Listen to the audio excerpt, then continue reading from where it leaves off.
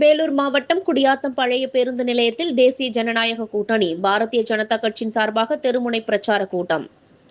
நிகழ்ச்சிக்கு பாரதிய ஜனதா கட்சி நகர தலைவர் ஜெகநாத் தலைமை தாங்கினார். இதில் மாவட்ட தலைவர் தசரதன் கலந்து கொண்டு சிறப்புரையாற்றினார். இதில் அக்கட்சியை சேர்ந்த சுகுமார், ஸ்ரீகாந்த், மஞ்சுநாதன், அதிமுக சார்பாக வி. கருணா, ஜெயமணி பாபு, டி. பாஸ்கர் உள்ளிட்ட ஜனநாயக கூட்டணி கட்சி நிர்வாகிகள், பொதுமக்கள் கலந்து கொண்டனர். தந்தி செய்திகளுக்காக வேலூர் மாவட்ட செய்தியாளர் KVR.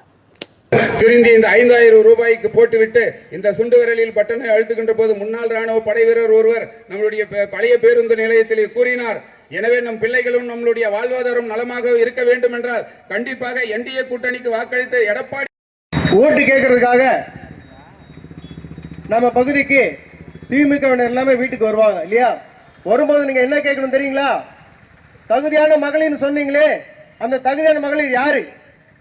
அந்த மகளிருக்கு என்ன தகுதி இருக்கணும் அப்படின்னு கேளுங்க. கேட்பீங்களா? அது மட்டும் இல்லை,